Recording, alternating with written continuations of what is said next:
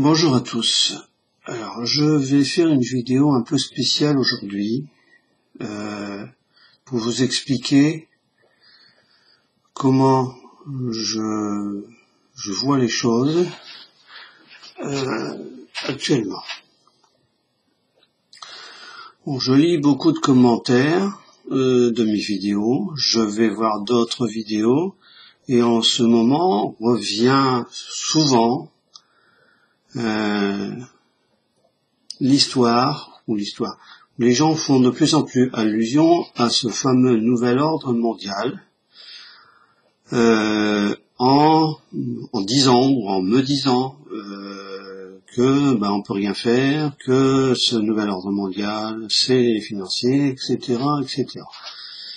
Que c'est décidé d'avant.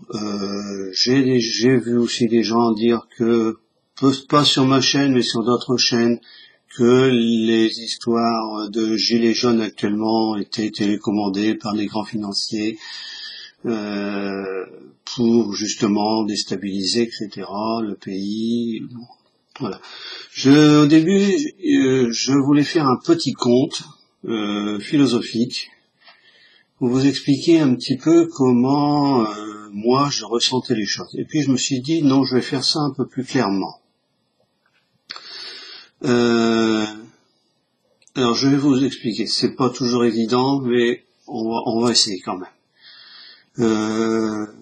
Actuellement, on vit dans un monde qui est chapeauté par les très grandes banques, les grands financiers, des personnes qui ont d'énormes pouvoirs dans tous les domaines. Faut savoir que certaines banques ou certaines familles ont plus d'argent, plus de fortune que des pays comme la France, et qui à tout moment, si ça leur chante, ils peuvent foutre le pays en l'air, d'une façon ou d'une autre. Ces gens-là ont un énorme pouvoir. D'où vient ce pouvoir? Alors, on peut se poser la question.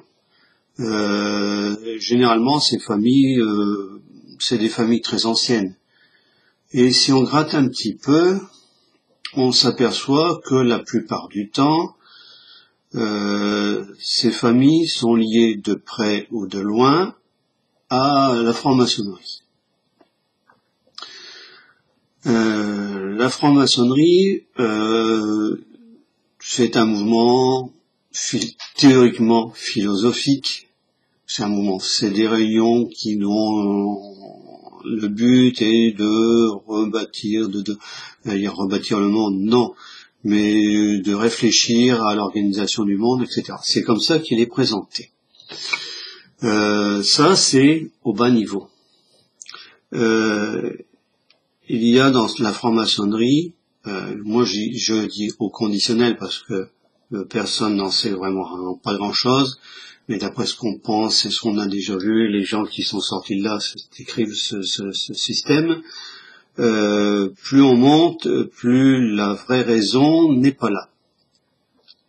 La vraie raison, c'est d'instaurer ce qu'ils ont appelé le fameux nouvel ordre mondial.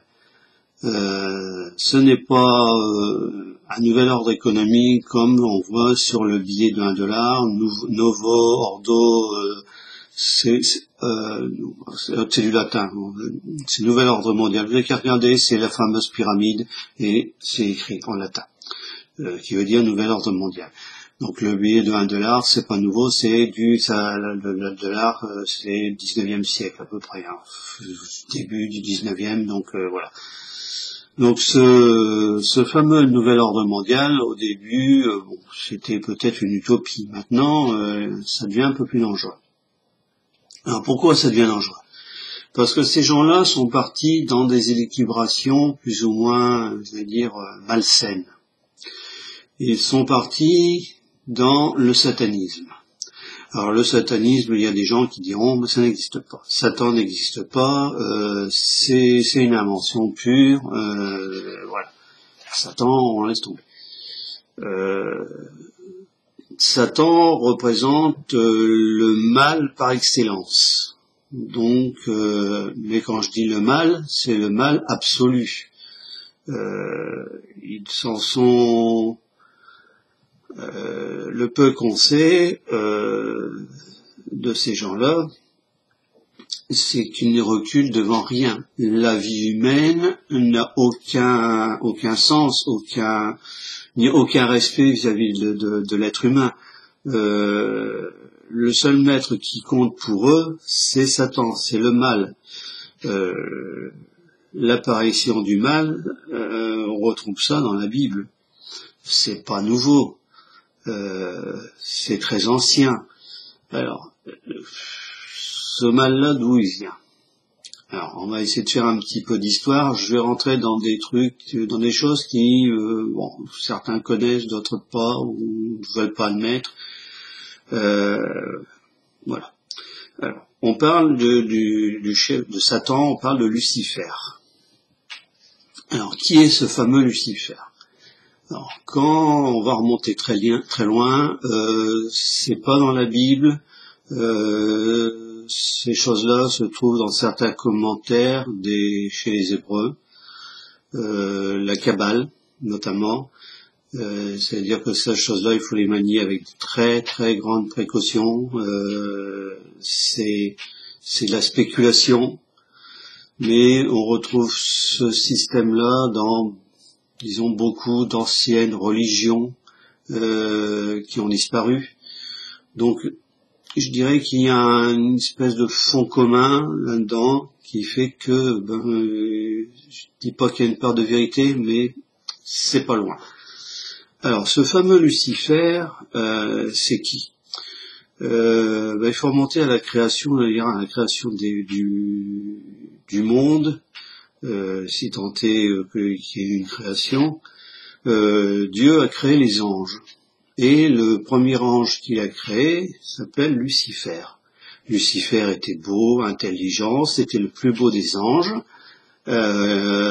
Et ensuite Dieu a continué à créer les anges, les archanges, etc. Bon, on va aller voir si vous avez l'occasion.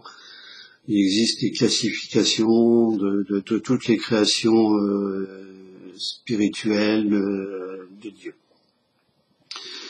Et puis un jour, ce fameux Lucifer a voulu, avec sa beauté, son intelligence, il était le prince des anges, un des chefs des anges. Lucifer s'est pris d'orgueil, il a voulu se placer au-dessus de Dieu. Et Dieu, dans sa colère, a jeté Lucifer et ses anges par milliers sur la terre pour le déchoir de son rôle de prince des anges, le plus beau des anges, etc. Excusez-moi. Lucifer s'est retrouvé sous terre. Alors ne cherchez pas ce que ça veut dire sous terre. C'est une image, la terre étant il y a le ciel, la terre, mais ça c'est pas le ciel ni la terre qu'on connaît. C'est les enfers, voilà. Ça serait plutôt les enfers. Les enfers, c'est pas un lieu non plus, c'est un état.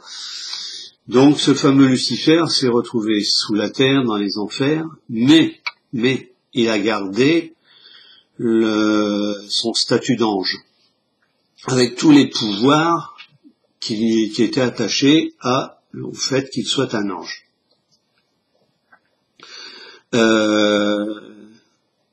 Il a été sur terre, et de la terre, il en a fait son royaume. La terre est gouvernée par Lucifer, par Satan. Faut pas se tromper. Le prince de ce monde, c'est Satan. C'est pas moi qui le dis. Vous avez qu'à chercher un petit peu pour les gens qui ont la Bible. C'est Jésus lui-même qui dit ça. Il faut que le prince de ce monde règne. Voilà. Il faut qu'il prenne possession de son royaume. Alors, pourquoi on lui a donné l'autorisation, pourquoi Dieu lui a donné le pouvoir de régner, parce qu'il lui a donné le pouvoir. Bon, c'est ça, on comprend pas. C'est très difficile à comprendre, mais bon, tout ce qui vient de Dieu, c'est hors de notre portée. Si Dieu lui a donné cette autorisation, c'est qu'il y a quelque chose derrière. C'est pas pour rien. C'est pas la méconnaissance de Dieu, comme on pourrait croire. Dieu a donné l'autorisation à Satan, à Lucifer, de régner sur la terre. Alors, Jésus est venu, il a prêché, il est mort, on a vu l'Église apparaître, et le combat depuis la création de l'Église, le combat qui se passe est un combat entre le bien et le mal. Le bien pur et le mal pur. C'est des choses qui nous dépassent. Nous, ce qu'on voit, ce n'est que des petits morceaux. Déjà, c'est déjà énorme pour nous, mais c'est des petits morceaux. Alors, je reviens à mon nouvel ordre mondial. Le nouvel ordre mondial, les gens de la franc-maçonnerie qui font partie la plupart du temps du nouvel ordre mondial font appel à Satan. Bon, il existe une phrase qui dit que tous les francs-maçons, les francs-maçons, les satanistes, excusez-moi. Il y a un lien entre la franc-maçonnerie et les satanistes. Je ne retrouve plus la phrase. Les francs-maçons certains francs-maçons sont satanistes, mais tous les satanistes sont francs-maçons. Voilà, c'est à peu près cette phrase-là. Donc le but de la franc-maçonnerie, alors quel est le but de la franc-maçonnerie? C'est de détruire en priorité l'Église, puisque c'est Satan, donc c'est détruire le bien. C'est détruire notre société. C'est détruire les hommes. C'est de reprendre le pouvoir qu'a Dieu sur le pouvoir. Attention, le pouvoir spirituel. C'est pas un pouvoir dictatorial.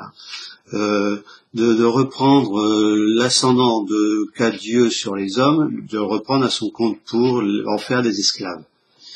Alors, la question qui se pose, c'est pourquoi Dieu permettrait une chose pareille? On entend souvent dire, si Dieu existait, il n'y aurait pas ceci, il n'y aurait pas cela, il n'y aurait pas de maladie, il n'y aurait pas de guerre, il n'y aurait pas... L'homme a été créé quand même, c'est aussi le pur arbitre des hommes. L'homme décide il y a quand même l'homme qui décide. L'homme n'est pas un pantin. Si Dieu régissait complètement la vie de l'homme serait un pantin. On pourrait pas réfléchir, on ne saurait même pas que Dieu existe à ce moment-là. Dieu nous a quand même laissé la liberté de croire, de ne pas croire. C'est notre liberté. Faut l'assumer. On peut se convertir d'un côté comme de l'autre. Alors, maintenant, Dieu permet ces choses-là. Pourquoi? C'est difficile à dire parce qu'on n'est pas dans la tête de Dieu et on comprend pas toujours. Je vais reprendre une phrase qu'on entendait avant et qu'on entend un peu moins. C'est que Dieu écrit droit avec des lignes courbes. Et j'ai retrouvé dans le texte d'Isaïe, c'est l'Ancien Testament, et ça doit se retrouver aussi dans le Nouveau Testament, Dieu et puis Jésus qui disent « Vos pensées ne sont pas vos pensées, vos chemins ne sont pas mes chemins ». Alors, comment il faut interpréter ça? Peut-être que Dieu permet certaines choses que nous, on comprend mal, que nous, on voit ces choses-là comme étant du mal. Pourquoi Dieu permet-il le mal? Peut-être que, je dis bien peut-être, je suis mal placé, Dieu permet cela pour, d'une part, que les hommes voient de leurs propres yeux quel chemin il faut prendre, parce que c'est le libre arbitre des hommes. Et si avec le bien on prendrait, on fera pas de choix. Voilà. Il faut que l'homme se fasse sa propre route. Dieu indique la voie, indique la direction. Maintenant, on peut très bien se perdre, volontairement ou involontairement. Il faut que l'homme grandisse. C'est comme les enfants. Les enfants, quand ils font des bêtises, les parents sont là derrière. Mais quelquefois, les parents ne disent rien. On comprend. Voilà. C'est à nous de faire notre choix, nos solutions, nos choix entre le bien et le mal, entre ce qui va et ce qui va pas. Mais il arrive un moment où je pense qu'on est à l'oreille de cela, où Dieu peut prendre des décisions, dire voilà, ça suffit, j'ai montré assez de choses, j'ai fait assez de choses, maintenant je vais prendre je vais faire ce qu'il faut faire. Alors ça peut prendre des formes différentes. Dieu peut très bien dire, et moi je pense que c'est ce qui se passe à ce moment, les hommes, les mauvais sont en train de faire cela, je vais en profiter, et je vais les perdre dans leur propre action.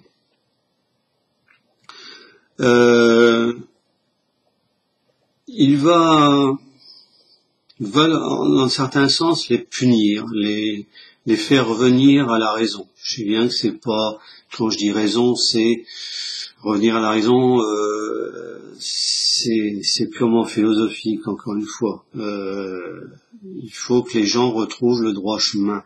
Ça se fera pas en un jour, mais Dieu peut raccourcir le temps, comme il peut le rallonger, comme il peut arrêter les choses, voilà. En ce moment, on assiste à ça. L'homme est en train de vivre une perdition. On regarde un peu partout ce qui se passe dans le monde. Il y a des choses de plus en plus indécentes, de plus en plus mauvaises qui se passent. L'homme dépasse les limites du bien. Il n'a plus aucune notion entre la distinction entre le bien et le mal. Retourne à l'état animal. Bien que certains animaux ont une notion très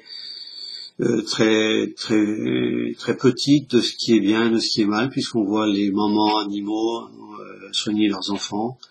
On dira c'est de l'instinct, mais c'est de la bonté aussi des animaux qui soignent d'autres animaux. Il y a quand même quelque chose là-dedans.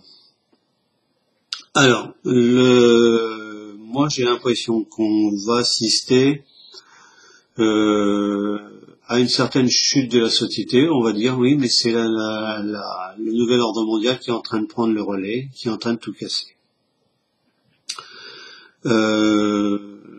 Peut-être, j'en suis pas sûr. Il se peut. Et bon, je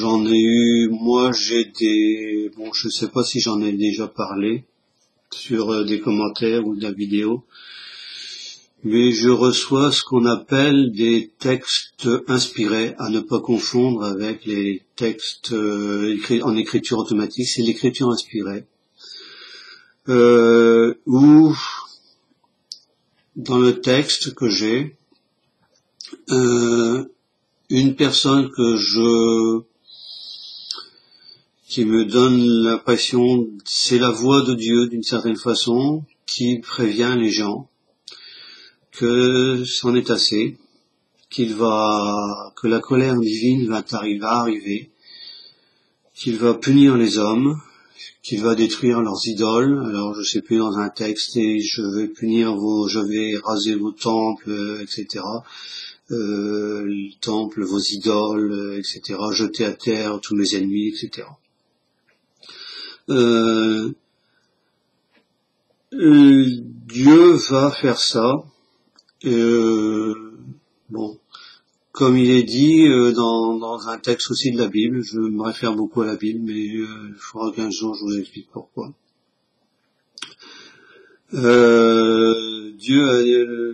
Les apôtres demandaient à Jésus pourquoi il n'arrachait pas le mal tout de suite, et Jésus leur a répondu, si je me souviens bien, si le fermier arrache la mauvaise herbe avec le blé, il arrachera le bon blé. Voilà, il faut laisser pousser les mauvaises herbes avec les bonnes herbes, avec le grain, et seulement après, une fois que ça sera poussé, détruire les mauvaises herbes. Alors, Dieu peut se servir de tout, du bien comme du mal, et c'est ce qui est en train de se passer. Le nouvel ordre mondial veut dominer le monde, mais c'est pas ce qui se passe. Alors j'en veux par exemple récemment, c'est passé pratiquement inaperçu dans la presse, on n'en a pas parlé, mais ceux qui se disaient les maîtres du monde, les Rothschild, tous ces gens-là, où l'argent coule à flot par millions ou par milliards, est en train de prendre la fuite. Ils sentent le vent tourner. Alors, il faut savoir que ces gens-là, si c'est vraiment des satanistes, on a toujours dit que Satan ne donnait jamais rien sans rien. Et quand Satan donne le pouvoir, donne l'argent, ce qu'il réclame, c'est quelque chose d'encore plus élevé. L'homme c'est sa perte qu'il signe. Les gens qui vont là-dedans se rendent pas toujours compte. Je vais revenir au Moyen-Âge où on voyait sur certaines gravures les gens qui, avec des pratiques de sorcellerie pour avoir le pouvoir, l'argent, la domination. On est revenu à ça. Satan ne donne jamais rien sans rien, et ce qu'il demande souvent c'est bien plus élevé que ce qu'il a donné, et c'est même terrible quelquefois. C'est la perdition c'est l'âme, mais c'est encore une notion théologique et philosophique, cette histoire d'âme.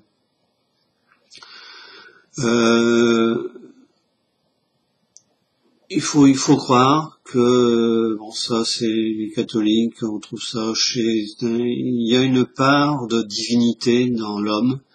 Les catholiques, on appelle ça l'âme. Il y a l'esprit, il y a l'âme. Il faudra que je refasse une vidéo là-dessus aussi pour expliquer la différence. L'âme est la partie divine de l'homme. C'est ce qui permet de faire le lien entre l'homme, l'esprit de l'homme et le divin. C'est la partie la plus sacrée de l'homme, et si Satan le demande, c'est justement, une fois que l'âme est détruite, c'est l'homme en son entier qui est détruit. C'est l'homme physique, c'est l'homme spirituel, c'est l'homme qui est anéanti. Voilà ce que demande, c'est la rançon de Satan. Alors, je reviens un petit peu, je fais beaucoup de digressions, mais bon, et puis la vidéo est longue, là, je suis déjà à 24 minutes, je vais la couper en plusieurs fois.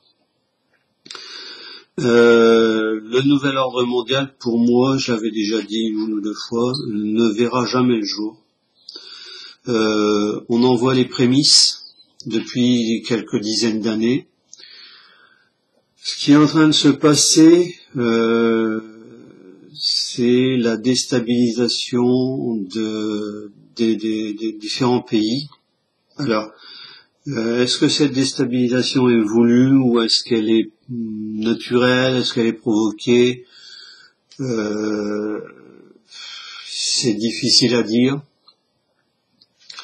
Puisque si je reprends ce que j'ai dit, il y a le divin, le malin qui rentre là-dedans, et ça, nous, on n'en a pas toujours conscience. L'homme n'a pas toujours conscience du fait qu'il parfois il devient une marionnette. Il peut penser qu'il fait le bien, et puis voilà, c'est tout le contraire. Donc moi je vois ça, les mouvements sociaux qu'on voit à l'heure actuelle peuvent très bien provenir d'une très mauvaise intention, dans le but de déstabiliser les gouvernements, de faire que les gouvernements instaurent des systèmes totalitaristes, pour réduire plus ou moins le peuple en esclavage. C'est hier ou avant-hier, j'ai vu sur une vidéo, j'ai fait un commentaire aussi, c'est la vidéo, le commentaire que j'ai mis aussi hier, sur le fameux The Economist de 2017, où on voyait les gilets jaunes être sauvés comme le peuple hébreu par une personne qui représenterait Moïse. Alors Moïse, faut savoir que Moïse a vu Dieu dans le buisson ardent. C'est lui qui est à la table de la loi. C'est le prophète, l'un des plus grands prophètes chez les Hébreux. Dieu se sert de tout, du bien comme du mal, si le mal devient du bien. C'est très difficile à comprendre, mais Dieu est au-dessus de tout ça. Alors maintenant, qu'est-ce qui va se passer? Il pourrait bien se passer que l'on vive quand même des moments très difficiles, que le fameux nouvel ordre mondial essaye à toute force d'imposer sa force, sa loi. Mais moi, de mon expérience, de ce que j'ai reçu, de ce que j'ai dans mes textes, de ce que je ressens personnellement, de ce que je crois, Dieu sauvera d'une façon ou d'une autre sa création. Le satanisme ne passera pas, le mal ne sera pas installé. Il me revient en tête une chose qui vous donnera une idée aussi. Ça se passait, je crois, au début du 20e ou 19e ou 20e, je sais plus. Alors il y a un certain pape, Pie XII ou Pie XI peut-être, mais bon c'est un Pie. Il faudrait que vous cherchez, vous trouverez sur internet, on trouve facilement ça. Un jour, ce brave pape avait fini sa messe. Il était dans la sacristie et puis d'un seul coup, il a entendu une voix rauque parler dans la sacristie. Il s'est demandé ce qui se passait. Et il a entendu, il l'a dit après, il a entendu Satan demander à Dieu le pouvoir de détruire l'Église et le monde. Dieu lui a dit combien de temps il te faut. Je peux te donner 70 ans. Satan lui a répondu, ce n'est pas assez, je veux plus de temps et plus de pouvoir. Dieu lui aurait répondu, d'accord, je te donne ce temps, je te donne ce pouvoir, détruis mon église, détruis le monde. Voilà. Et c'est ce qu'on voit. L'église est dans un piteux état, le monde est dans un piteux état, Satan détruit l'église, détruit le monde, il veut mettre tout ça sous sa coupe. Mais Dieu est derrière. Si Dieu a donné l'autorisation à Satan, ça c'est encore un mystère. Pourquoi Dieu autorise le mal? S'il autorise le mal, c'est que c'est pour faire un bien. C'est aussi peut-être pour donner une leçon aux hommes, pour les mettre devant leurs responsabilités, devant un choix crucial qui est le leur. On fait le choix du bien, on fait le choix du mal pour sa vie, pour les autres. C'est un choix qui engage énormément. Donc voilà. Le monde actuel, pour moi, c'est aussi, il faut voir ça comme un mystère. On ne peut pas comprendre certaines choses si on se réfère pas au monde de Dieu, au monde du divin. C'est deux choses qui sont fortement liées, malgré que certaines personnes sont purement matérialistes et je veux dire, ils sont ancrés dans le terrestre, dans le royaume du malin. Voilà. Alors, qu'est-ce qui va se passer? Je sais pas. Ça, c'est les chemins de Dieu. Moi, d'après ce que j'ai eu, j'ai envoyé mes textes à certaines personnes, d'autres. Alors, mes textes se baladent aux quatre coins du monde. C'est quand même pas rien. Il y est question de la colère divine, un peu si vous vous souvenez, pour les gens qui ont les personnes très âgées ou âgées qui ont fait le catéchisme, les jeunes, on leur dit plus ça, on leur apprend plus ça. Avant que le peuple hébreu ne sorte d'Égypte, il y a eu les plaies d'Égypte. Ça a été les grenouilles, ça a été la peste, ça a été le fleuve de sang, et le point dernier, ça a été la mort des premiers-nés du pharaon. Et on vit ça, d'une certaine façon, à faire le lien aussi avec l'Apocalypse, les cavaliers, qui sèment la terreur, qui sèment la peste, qui sèment la mort. On est arrivé à une époque, j'allais dire, terrible. On n'en a pas conscience, certaines personnes n'en ont pas conscience, d'autres plus, d'autres sont amenés, j'allais dire comme moi, mais bon, moi je suis qu'un humble, voilà, je ne me glorifie pas, amenés à dire ces choses-là. Quelquefois c'est terrible à porter. Voilà. On se demande pourquoi moi. Alors ce qui va se passer, ça peut prendre du temps, comme ça peut aller vite. L'homme n'est pas maître du temps. Il est dit dans la Bible, je fais beaucoup rappel à la Bible, mais bon, je m'en excuse, que 1000 ans sont comme un jour et un jour comme 1000 ans. Ce qui veut dire que nous, on a une perception du temps qui n'est pas la perception du temps du divin. Si Dieu veut raccourcir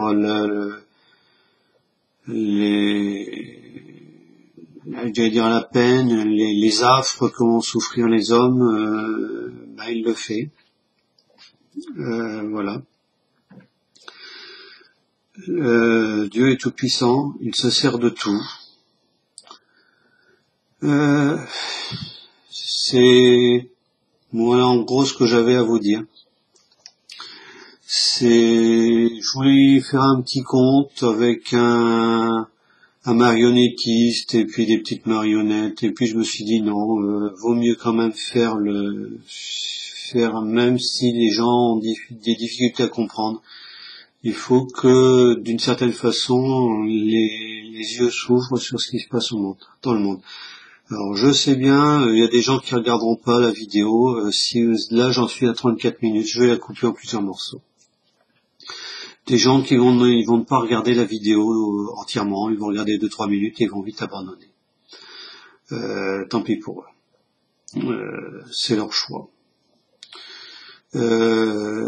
Donc le monde dans lequel on va vivre actuellement, qu'on va vivre dans les mois, dans les semaines, dans les mois, j'allais dire même dans les années à venir, euh, ça va être un monde où il va falloir faire les hommes, nous, euh, notre propre choix entre, j'allais dire, le bien et le mal, entre suivre le malin, suivre celui qui veut être maître du monde. Alors, suivre la bête de l'Apocalypse qui viendra bientôt. Ça c'est encore une autre histoire. C'est une domination du monde par le malin. C'est la dernière fois qu'il va essayer de dominer, qui va dominer le monde. Malheureusement, beaucoup de gens, beaucoup de personnes, beaucoup de croyants vont suivre cette bête. Alors, qui est cette bête? C'est très difficile à savoir et à percevoir. Voilà. Je m'excuse d'avoir été long, mais je pense que c'était nécessaire. Je ne veux pas semer de polémique, simplement vous dire ce que je pensais, ce que je vois, comment je perçois les choses. Je vous remercie beaucoup de votre patience, parce que là j'en suis à 36 minutes. Voilà. Et bonne journée à tous.